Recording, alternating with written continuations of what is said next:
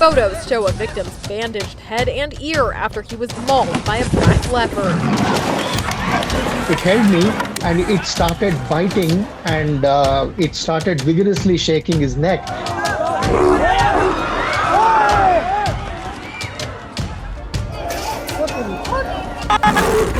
Leopards are fast, strong, and known to ambush their prey. With a significant population in India, locals in leopard country do their best to coexist with the big cat. But sometimes, in rare circumstances, their worlds collide. How did a leopard end up running through a school campus? Why did a man pay to be in a cage with a leopard? And how did a single leopard kill 150 people in just 2 years? Stick around as we look at some of the most insane leopard incidents in modern history. Leopards are found across Asia, but one country is known for having more than others. With an estimated population of 14,000 in India, it's no surprise that confrontations between leopards and locals happen. However, in recent years, these run-ins have become more common. Deforestation, urbanization, and population growth are the driving forces behind this, leading to attacks in half of the country's states. In an effort to adapt, leopards have been known to attack livestock and house pets. And in very rare instances, humans, if they get in their way. This especially puts children and the elderly at risk. Protecting the young isn't as simple as having them play indoors, especially when leopards are finding their way inside schools.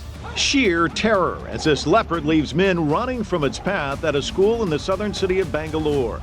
In 2016, an 8-year-old leopard was captured on camera roaming around the halls of a school in Bangalore, India. The city is in the state of Karnataka, which is known for having the third largest leopard population in the country. Around 5:30 a.m., a security guard spotted the wild cat and immediately called the police. Thankfully, this happened on a Sunday, so it wasn't a threat to any children or students. After hours of searching and no signs of the predator, officials responding to the call thought it had run off back into the nearby forest, where it likely came from in the first place.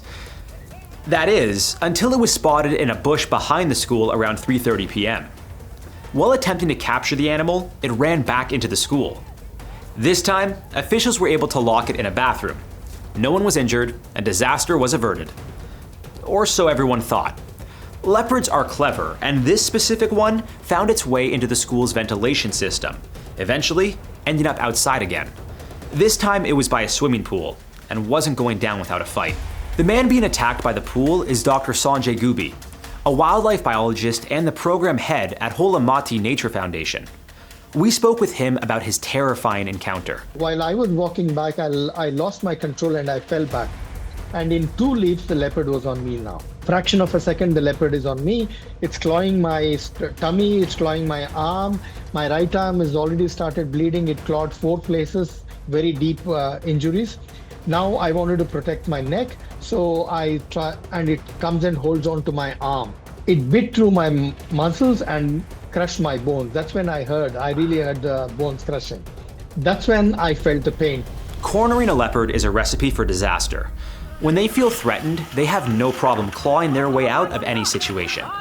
Running from a leopard is also a big no-no, since they can reach speeds up to 36 miles per hour. Yeah, even Usain Bolt can't outrun one of these things. I'm sure any Olympian would have been defeated that day. So I saw a few people scooting, ahead of me, and then I was running, and then I found a gate. I tried to jump out of the gate, but the gate was very tall, about 15 feet, and there was no support, but it had spikes on the top of the gate. And that's when, for a fraction of a second, my entire family came in front of my eyes, After enduring several bites to his butt and arm, the leopard came off Dr. Gubbi. The veterinarian on scene shot the leopard with a tranquilizer, but it would take another 20 minutes for the sedative to kick in. When it was finally safe to do so, the leopard was caged and removed from the school grounds.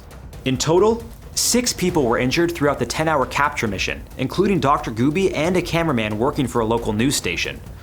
Luckily, for Dr. Gubbi, he remembered to carry his phone that day, and it wasn't just a call that helped save his life. Then I realized I'd kept my phone on my upper pocket on the left-hand side. I always zip it up. It had bitten there, and my heart was saved because of the mobile phone. Absolutely incredible. As for Dr. Gubbi, he believes the leopard was fighting for survival just as much as he was. It was just an accident. The animal had no evil intentions. It was just an accident. Imagine yourself if you were put in between hundreds of leopards, how scared you would be. That's the situation that my accident happened. The leopard was transported to a Bangalore zoo where it was going to be treated. But this cat clearly liked its freedom. A male leopard captured on the grounds of a school in southern India last week has escaped once again. A state wildlife spokesman says eyewitnesses saw the leopard jump over the fences of the Bangalore Zoo where it was being held. This was the first leopard sighting in the area since 2012. But it definitely wasn't the last run-in villagers had with leopards. In 2024, a 50-year-old woman was harvesting grass for her livestock about 31 miles from where the school incident happened when a leopard pounced on her. Nearby farmers heard her cries for help, but when they came to her aid, the leopard showed aggression toward them. Eventually, they found her body decapitated and partially eaten. Now, keep in mind, this is incredibly rare and, unfortunately, is likely the result of being in the wrong place at the wrong time. Leopards feed on a wide variety of wild animals. Research says they feed on about 200 species of wild animals, but certainly not people. It's not truly on their menu list. Officials believe the leopard mistook the woman for prey as she was squatting down. What an awful tragedy. Leopards usually hunt in the evening, making them tough to spot. All in all, when visiting any town or country known for leopards, you should be aware of your surroundings, regardless of whether it's day or night. Best thing is to avoid walking around in leopard habitats at night times. So be calm, don't panic, and don't run away. Stay where you are. You're seeing a leopard. So know where the leopard is. Keep your eyes on the leopard and quietly walk back. Slowly walk back, but keep your eye on the leopard. That's the best thing to do. The leopard will also walk away. And I'll tell you very honestly, leopards are afraid of us, more afraid of us than we are afraid of leopards. Right. They're also very shy animals. They don't like to interact with people much. If they see people, they would like to walk away.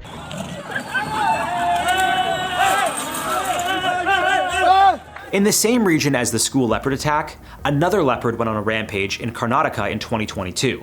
As you can see, this poor biker is simply going about his day when a leopard comes out of nowhere and pounces at him. A forest ranger attempted to distract the leopard by throwing rocks at it, but that only angered it more, prompting another attack. With strength in numbers, nearby villagers were eventually able to capture the leopard with their bare hands. Survival tip? Don't ever try to do that. Eventually, the forest department arrived and tranquilized the leopard. They then placed it in a cage and relocated it.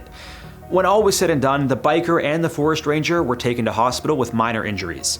Thankfully, there wasn't a leopard walking the halls of the hospital. I mean, that'd be crazy, right? Okay, it wasn't a hospital, but in January 2021, a leopard was roaming the halls of a medical college.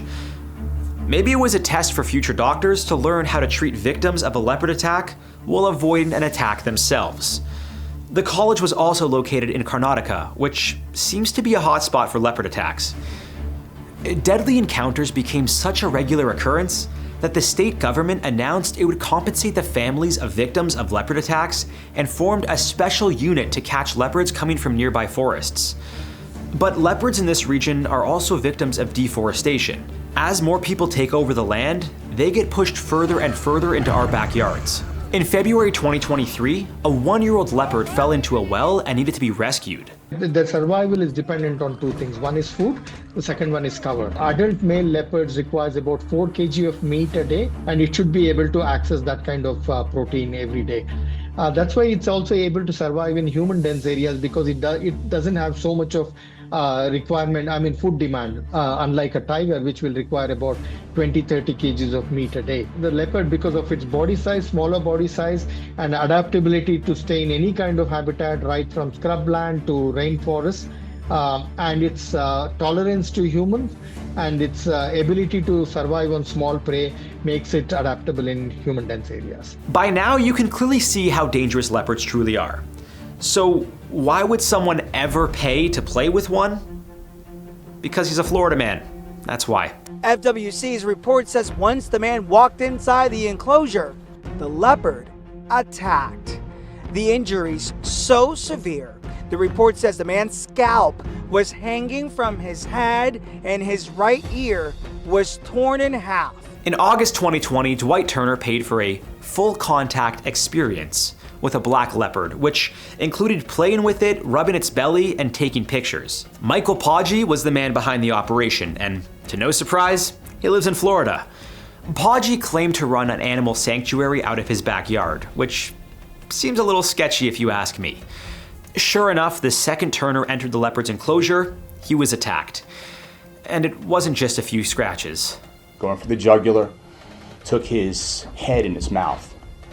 Cut from here across, the ear was pretty much removed. If you ever find yourself being attacked by a leopard, you'll want to fight with everything you have. Aim for their sensitive spots, like their eyes or snout. Protect your neck, as that's where they try to bite down to go for the kill. Turner is lucky he was able to walk out of the cage alive. In a statement to the Florida Fish and Wildlife Conservation Commission, Turner's wife, who was with him during the attack, claimed she had to hold his scalp in place after it was hanging off of his head. His ear was also torn in half. After being rushed to the hospital, Turner underwent 2 surgeries and required 22 staples to put him back together. Aside from the surgeries, Turner also had a bacterial infection and was expected to have migraines and permanent neurological damage. Jeez, all of this just from trying to cuddle with a leopard? There are plenty of cats that could use a good cuddle, just not in my bunker. I'm more of a dog guy myself. Going back to the animal sanctuary owner, Michael Poggi, he admitted he knew what he was doing was illegal, and even though he had Turner sign a waiver, it wasn't going to hold up in court. The FWC issued Poggi 2 misdemeanors, one for allowing full contact with an extremely dangerous animal, and the other for maintaining captive wildlife in an unsafe condition, causing extensive damage. In October 2020, he was officially charged. Poggi pleaded guilty in February 2021. His sentence? 6 months probation. Technically, he was in legal possession of the leopard, paperwork and all, but PETA was quick to point out why he should no longer have that right. In an attempt to get Poggi's license revoked, PETA's Associate Director of Captive Animal Law Enforcement, Michelle Sinat, sent a strongly worded letter to the United States Department of Agriculture's Director of Animal Welfare Operations. It's unclear if they moved forward with that, and there's no information regarding the black leopard's current status.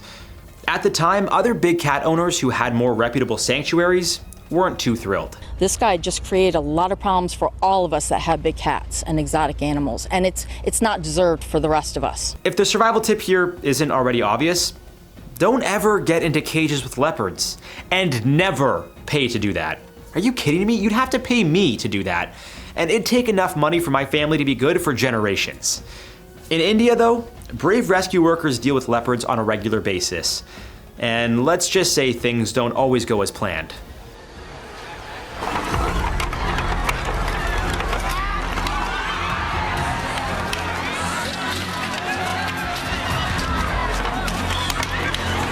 In April 2014, wildlife activist and rescue worker Bandu Dotre was called to Balapur, Maharashtra because of a wild leopard. The big cat gave Dotre the scare of a lifetime. Known for his numerous rescue missions involving wild animals, Dotre is well versed in capturing leopards. What he didn't realize was how high this particular one could jump. It's believed the leopard was trying to feed on livestock and made its way into a home. After covering the entire house with a net to ensure locals were no longer in harm's way, Dotre started to remove tiles from the roof. His plan was simple: shoot the leopard with a tranquilizer and remove it safely. It seems the leopard had a different idea in mind. On average, leopards can jump 10 feet vertically and about 20 feet forward. This leopard, clearly frightened and more athletic than most, burst through the roof, jumping 14 feet off the ground. Speaking on the incident, Dotre explained, "I had never thought a leopard could make a straight jump this high. When it came onto the roof, it targeted me, and even though I ran to safety, the animal was perhaps faster." After a 4-hour struggle, with the help of the forest department, Dotre was able to capture the leopard with a net and then tranquilize it. Authorities believe it came from the nearby Tadoba and Hari National Park. Thankfully, Dotre only suffered minor injuries, and the team released the leopard into the wild shortly after. Now, leopards on roofs aren't as uncommon as you think. In April 2017, another incident occurred when a man attempted his best action movie roof jump. The man in that video is Forest Ranger BJ Kaneda. He was called to a home in an eastern village, also in the state of Maharashtra, after a leopard attack was reported. Yet again, a leopard found its way into a family's cowshed, clearly looking for its next meal. When the family's 16-year-old was making his way to the shed, the leopard attacked him. Fortunately, the boy only suffered minor cuts to his back and hands. As we saw from the Florida story, leopards can be vicious. This leopard wasn't going down without a fight. While Kunita was attempting to capture the leopard, it made its way to the roof, where he was already positioned. This is one of those fight or flight situations where both options seem terrible. In Kunita's case, both he and the leopard chose flight. Luckily for Kunita, the fall wasn't too high and no bones were broken. The leopard dashed away through the village. After a 12-hour hunt for the wild cat, officials were able to capture it. Reports claim the leopard attacked a few animals in the village while authorities were hunting for it. Both Kunita and the 16-year-old were taken to the hospital to be treated for their wounds.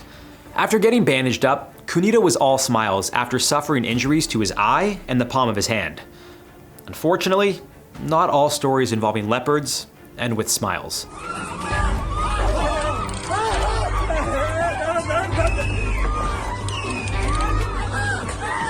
Leopard and human conflicts aren't anything new. It's estimated that between 1875 and 1912, around 12,000 people were killed in India. One leopard, in particular, is believed to be responsible for killing 150 women and children over just 2 years in what's now known as Madhya Pradesh. Back in the early 1900s, the area was the central provinces of British India, and one leopard became a terrifying nightmare and a legend. The leopard of the central provinces, also known as the devilish cunning panther, was a killing machine. Taking villagers by surprise, this leopard was rumored to kill every 2 to 3 days, sometimes traveling more than 30 miles between kills. An unknown British hunter heard about the situation and took it upon himself to put an end to the terror. After setting up headquarters in a large village and searching for 3 weeks without any leads, he was about to move on. Then, a boy told him the leopard had taken his brother.